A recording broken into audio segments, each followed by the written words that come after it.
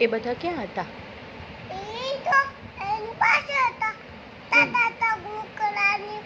ઓ બાપા, દાદા તો બુકલા પાસે.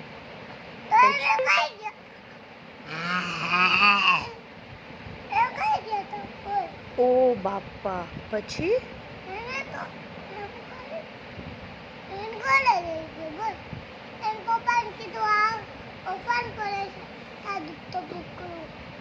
દાદુ તો બુકલું તોફાન કરતું હતું. પછી કોણ ખીજાનું? એના બી પપ્પા, દાદા તો બુકલાનું. વાવ, વાર્તા પૂરી.